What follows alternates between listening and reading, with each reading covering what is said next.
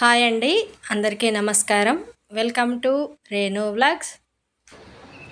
రామేశ్వరం నుండి శ్రీరంగం వచ్చేసరికి నైట్ 12:30 అయ్యింది. శ్రీరంగంలో మేము ఉండే అటువంటి హోటల్కి చేరుకునేసరికి ఇక మరుసటి రోజున ఉదయం అన్నమాట 6 గంటలకల్లా అందరం రెడీ అయిపోయి తమిళనాడులో ఉన్నటువంటి దివ్య దేశాలను చూడటానికైతే వెళ్ళాలి అనుకున్నాము. ఇక్కడికి దగ్గరలోనే జంబుకేశ్వర ఆలయం కూడా ఉంటుంది. మాకైతే శ్రీరంగం టెంపుల్ ముందే మేము ఉండేటువంటి సత్రం ఉండడంతో మేము పొద్దున లేచి దేవాలయ గోపురాలను దర్శనం చేసుకోవడం అయితే ఒక మంచి ఆహ్లాదకరమైనటువంటి వాతావరణంలో చాలా బాగా అనిపిస్తుంది. ఉదయం లేవగానే ఈ ఆలయ గోపురాలు అయితే చాలా చక్కగా కనపడుతున్నాయి అన్నీ కూడాను. 108 దివ్య దేశాలలో మొదటిది అయినటువంటిదే ఈ శ్రీరంగనాథ స్వామి ఆలయం. ఇంతే కాకుండా ఇంకా తమిళనాడులో ఇంకా కొన్ని దివ్య దేశాలు కూడా ఉన్నాయి. వాటిని చూడడానికైతే మేము వెళ్ళడం అవుతుంది. ఉదయమే టిఫిన్ చేసి మా ప్రయాణం అయితే స్టార్ట్ చేశాము. శ్రీరంగం నుండి కుంభకోణం వరకు సుమారు 100 కిలోమీటర్ల దూరం ఉండొచ్చు. దివ్య దేశాలు అనగానే ఈ దేశం దాటి ఇంకో దేశానికి వెళ్ళాలా అని కూడా అనుకుంటారు కొంతమంది. ఈ ఒకటే ప్లేస్లో ఉండి దివ్య దేశాలు అని తిరుగుతున్నారు ఏంటా అని కూడా డౌట్ వస్తుంది. దివ్య దేశాలు అనేవి శ్రీ మహావిష్ణువు ఆలయాలు. దివ్యక్షేత్రాలను దర్శించడం అనేది ఒక అద్భుతమైనటువంటి అవకాశం.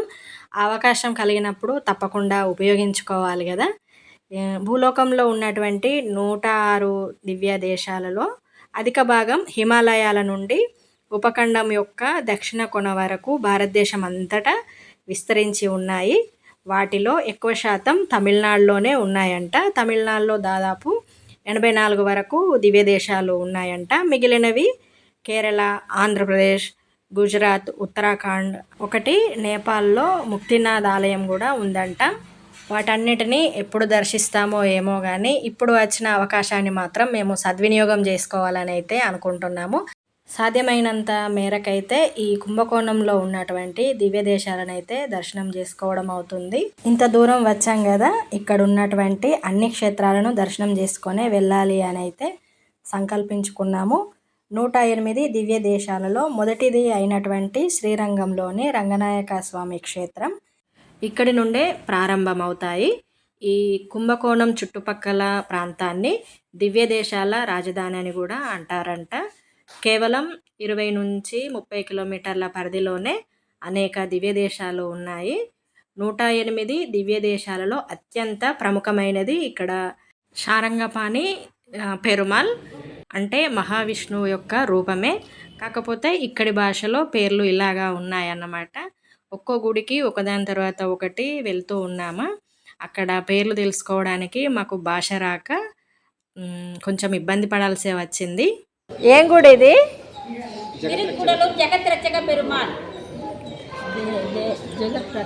భాష రాకపోయినా అక్కడ కొంతమందికి తెలుగు మాట్లాడుతుంటే అర్థమవుతుంది. అది ఏం గుడి అని అడిగితే వాళ్ళు చెప్తూ ఉన్నారు. ఆ టెంపుల్స్ దగ్గర ఉన్న బోర్డుల పైన కూడా తమిళంలోనే రాసి ఉంది. అందుకు కొంచెం కన్ఫ్యూజ్ కావాల్సి వచ్చింది. కాకపోతే ఇక్కడ ఉన్నవన్నీ కూడా రంగనాయక స్వామి మహావిష్ణువు అవతారాలే కాబట్టి ఏం ఇబ్బంది అనిపించలేదు. కాకపోతే ఇక్కడ ఏమని పిలుస్తారా అనేసి అయితే తెలుసుకోవాలనిపించి అక్కడ ఉన్న వాళ్ళని అయితే అడిగి తెలుసుకున్నాను. గర్భగుడి లోపలికి వెళ్ళే ముందు జయ విజయులు ఉంటారు. ఏ గుడిలో చూసినా కానీ ఇలాగే ఉంటారు. వీళ్ళ గురించి ఒక ప్రత్యేక కథనం కూడా ఉంది. నాచియార్ కోలిలో ఇక్కడ తాయారు అంటే లక్ష్మీదేవి అని అర్థమంట. ఇక్కడ లక్ష్మీదేవికి ఎక్కువ ప్రాధాన్యం ఇస్తారంట. మా టీం మొత్తం 45 మంది సభ్యులం. ఇంతమంది ఉన్నా కూడా ఎక్కడా కూడా ఇబ్బంది లేకుండా చాలా చక్కగా దైవ దర్శనాలు చేసుకోవడం అయింది. అందరం కూడా ఇంత యూనిటీగా ఉన్నామంటే అందుకు కారణం మా టీం లీడర్. తను మాతో అలా ఉండింది కనుకే ఈ టూరు ఇంత సక్సెస్ఫుల్గా చేసుకొని రావడం అయింది. ఇక్కడ దేవాలయంలో కూర్చుంటే చాలా ప్రశాంతంగా అనిపిస్తుంది.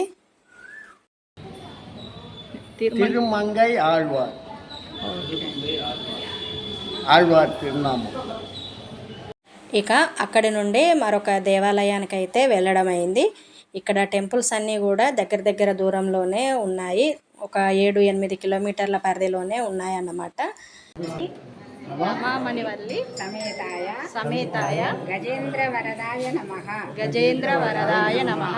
ఈ అమ్మగారు అయితే ఇంతకుముందు శ్రీరంగం వచ్చి ఈ దివ్య దేశాలన్నీ చూసుకొని వెళ్ళారంట.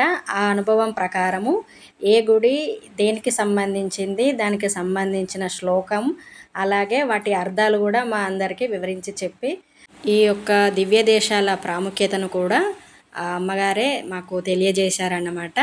తను చెప్పడం వల్లనే ఇవన్నీ చూడాలన్న ఇంట్రెస్ట్ కూడా మాకు కలిగింది. ముసలి గజేంద్రుణ్ణి పట్టుకుంటే స్వామి నీవే రక్షకుడిగా రమ్మని ఆర్తితో వేడుకున్నాడు గజేంద్రుడు. అప్పుడు స్వామి శంఖ చక్రాలను కూడా వదిలేసి పరిగెత్తుకుంటూ వచ్చి ముసలి నుంచి గజేంద్రుని కాపాడిండు. అదేవిధంగా మనం సంసారం అనే ముసలిలో చిక్కుకొని ఉన్నాం అందరము. ఆ గజేంద్రుడిని ఎట్లా రక్షించినవో స్వామి మమ్మల్ని అట్లే రక్షించు వరదా గజేంద్ర వరదా. జై శ్రీమన్నారాయణ. ఓం కపిస్థల నివాసాయ రమామణివల్లి సమేతాయ గజేంద్ర వరదాయ నమః.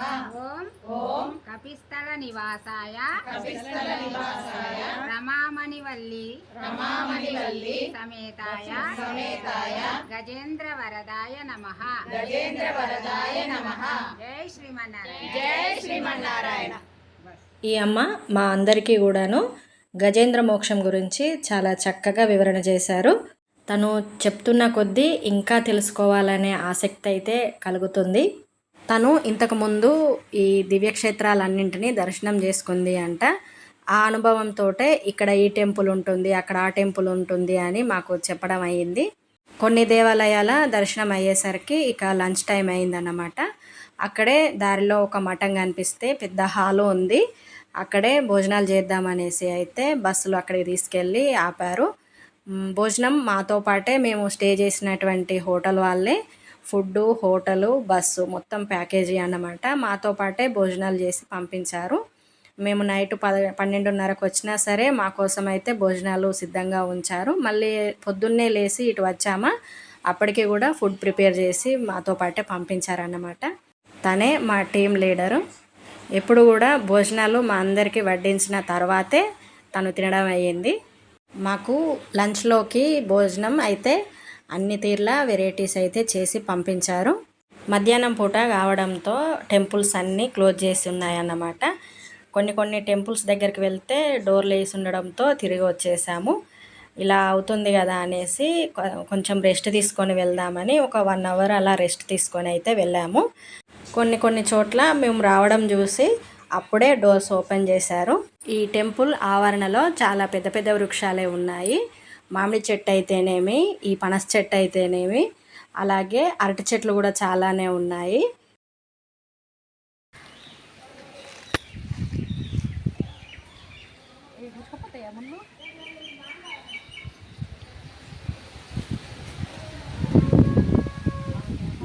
ఏంటి మొత్తుకుంటానే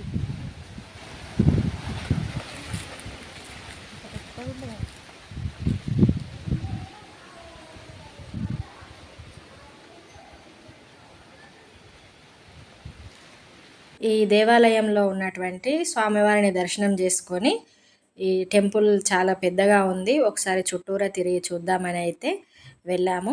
ఈ టెంపుల్ అయితే చాలా పురాతనమైనది. ఈ టెంపుల్ గర్భగుడి పైన రావి చెట్టు చూడండి ఎలాగ ములిసిందో. ఈ టెంపుల్ చాలా విశేషమైనటువంటి టెంపుల్. ఇక్కడ ప్లేస్ కూడా చాలా బాగుంది. చెట్లు కూడా ఎక్కువగా ఉండడంతో వాతావరణం చాలా బాగా అనిపించింది. ఈ చెట్టు ఏంటో కానీ చెట్టు నిండా కాత పూత విపరీతంగా ఉంది. చాలా పెద్ద వృక్షము. ఈ చెట్టు పేరు ఏంటో అయితే నాకైతే తెలియదు. మేము వెళ్ళిన టెంపుల్స్ అన్నీ కూడా చాలా పురాతనమైనటువంటివి, అంతేకాకుండా చాలా విశేషమైనటువంటివి, గొప్ప ప్రాముఖ్యం కలిగినటువంటివి కూడా. ఈ టెంపుల్ వచ్చేసి జటాయువుకు రాముల వారు మోక్షం ఇచ్చిన తర్వాత ఇక్కడ ఇలా పడుకున్నారంట, రెస్ట్ తీసుకుంటున్నారన్నమాట. అటువంటి టెంపుల్కి ఇప్పుడు రామాయణంలో చెప్పిన విధంగా జటాయువు గాయపడినప్పుడు శ్రీరాముడు జటాయువుకి మోక్షం ఇచ్చిన తర్వాత శ్రీరాముడు ఈ ప్లేస్లోనే విశ్రాంతి తీసుకున్నారని చెప్తున్నారు. ఉదయం నుండి చాలా దేవాలయాలు సందర్శించాము. ఏ దేవాలయానికి వెళ్ళినా అక్కడ ముందున్నటువంటి ద్వయస్తంభానికి ఈ రాగి తాపడాలు కనిపించడం అయితే చాలా ఆకర్షణీయంగా అనిపించింది. మేము ఈ టెంపుల్కి వచ్చేసరికి ఈవినింగ్ 5:30 అలాగా అవుతుంది. పొద్దున్న నుండి చాలా టెంపుల్స్ అయితే చూడడం అయ్యింది. ఇవన్నీ చూసుకొని వచ్చేసరికి ఈ టెంపుల్కి వచ్చేసరికి సాయంత్రం 5:30, 6 అట్లా అవుతుంది. ఇంకా చూడాల్సిన టెంపుల్స్ కూడా ఉన్నాయి. ఉదయం 6 గంటలకి మా ప్రయాణం స్టార్ట్ అయితే ఇప్పుడు సాయంకాలం పూట 5:30 అవుతుంది.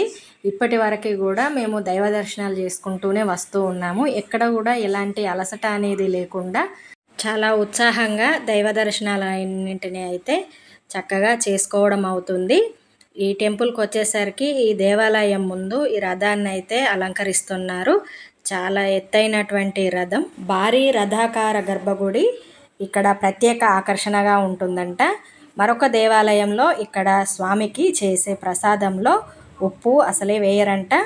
ఇక్కడ స్వామివారి పేరు వచ్చేసి ఉప్పిలియప్పన్, అంటే సాటి లేని స్వామి అని అర్థమంట. తిరుమల శ్రీనివాసునికి సమానమైనటువంటి క్షేత్రంగా ఈ క్షేత్రాన్ని భావిస్తారంట.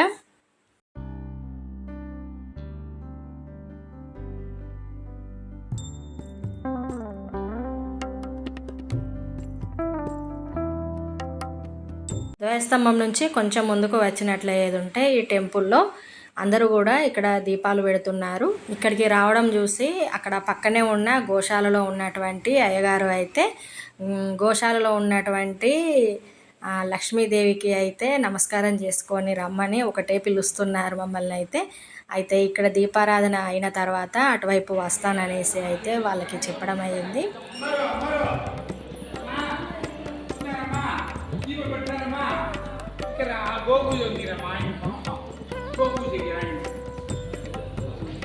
ఇందాక చెప్పినట్టు భారీ రథాకార గర్భగుడి ఇక్కడ ప్రత్యేక ఆకర్షణగా ఉంటుందని అన్నాను కదా, ఇదేనండి. బయటికి వస్తూ ఉంటే ఈ బావి ఉంది, క్లోజ్ చేసి ఉంది అన్నమాట. ఈ టెంపుల్ కూడా చాలా విశాలంగా ఉంది. టెంపుల్ మొత్తం తిరిగి చూసి బయటకు వచ్చేసరికి మొత్తం చీకటైపోయింది. ఈ టెంపుల్ గోపురం కూడా చాలా ఆకర్షణీయంగా ఉంది. మేము చూసినటువంటి ఈ దేవాలయాలన్నీ కూడా మీరు చూడాలనే ఉద్దేశంతో ఈ వీడియో అయితే చేశాను. అందరూ కూడా లైక్ చేస్తారని ఆశిస్తున్నా. అక్కడ నుండి పక్కకి వెళ్తే ఇంకొక దేవాలయం కూడా ఉంది, అక్కడ కూడా దర్శనం చేసుకొని వెళ్దామని అయితే అనుకుందాం.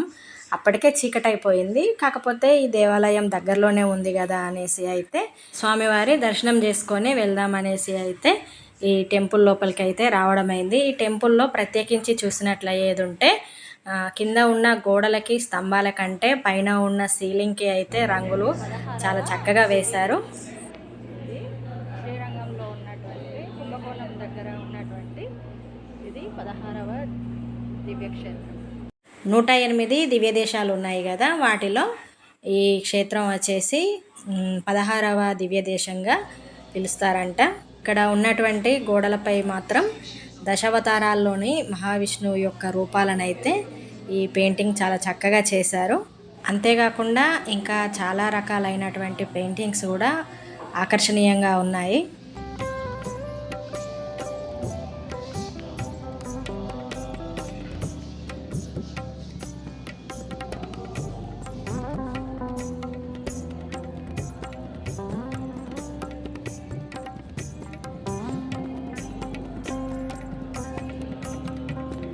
ఈ దేవాలయంలో కూడా మహాద్వారానికి ఎదురుగా జయ విజయులు చక్కగా ఉన్నారు.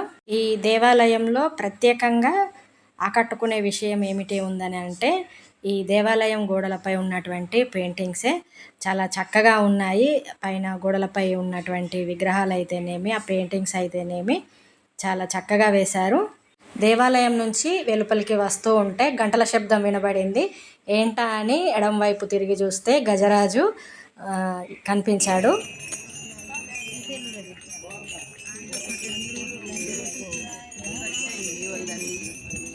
అలాగా కదులుతూ ఉంటే నాకైతే కొంచెం భయం వేసింది దగ్గరికి వెళ్ళాలంటే. ఇక్కడ దేవాలయానికి సంబంధించిన కోనేరు కూడా ఉంది, కాకపోతే అది వాడట్లేదు అనుకుంటా. ఈ దేవాలయంలో ఉన్నటువంటి స్వామివారు మాత్రం నవ్వు ముఖంతో ఉన్నట్లుగా అనిపించింది. నవ్వుతున్నట్లుగానే మనల్ని చూసి నవ్వుతున్నారా అన్నట్లుగానే అనిపించింది విగ్రహం అయితే. నాకే అలా అనిపిస్తుందా, అందరికీ అలాగా అనిపించిందా అనేసి నా పక్క వాళ్ళని అడిగాను. వాళ్ళకి కూడా అలాగే దర్శనం అయ్యిందని చెప్పారు. స్వామివారిని దర్శనం చేసుకోవడం అయితే చాలా సంతోషంగా అనిపించింది. స్వామివారి ముందు ఉన్నటువంటి ఈ మహల్ లోపలికి వెళ్ళి ఏదైనా మాట్లాడామంటే గట్టిగా రీసౌండ్ వస్తుంది. 108 దివ్య దేశాలను సందర్శించడానికి వచ్చాం కదా, ఆ రోజున లాస్ట్గా దర్శనం చేసుకున్నటువంటి దేవాలయం ఇదే. కాకపోతే ఇక్కడ స్వామివారిని చివరగా చూసాము. ఎంతో అలసటగా ఉన్నా సరే స్వామివారి మొహం చూస్తే చిరునవ్వుతో పలకరించినట్టుగా అనిపించి చాలా యాక్టివ్గా అనిపించింది. ఉదయం నుండి రాత్రి వరకు మేము చూడవలసిన దివ్య దేశాలను అయితే చూడడం అయింది. ఇంకా చూడాల్సినవి ఉన్నవి. కాకపోతే మాకు ఉన్నది ఒకటే రోజు టైం కాబట్టి ఆ ఒక్క రోజులో కుదిరినవన్నీ అయితే చూసేసాము. ఈ మాత్రమైనా చూడడానికి అవకాశం కలిగినందుకు మేము చాలా అదృష్టవంతులుగా అనుకుంటున్నాము. ఇక ఇక్కడి నుండి అయితే శ్రీరంగం వెళ్తున్నాము. ఇవేనండి మా దివ్య దేశాల పర్యటనలకు సంబంధించిన వివరాలు. నా వీడియో కనుక మీకు నచ్చినట్లయితే లైక్ చేయండి. అలాగే మొదటిసారి వీడియో చూస్తున్నట్లయితే తప్పకుండా సబ్స్క్రైబ్ చేయండి. మరిన్ని మంచి మంచి వీడియోస్తో అయితే ముందుకు వస్తాను. నెక్స్ట్ మధుర మీనాక్షి, విల్లిపుత్తూరు.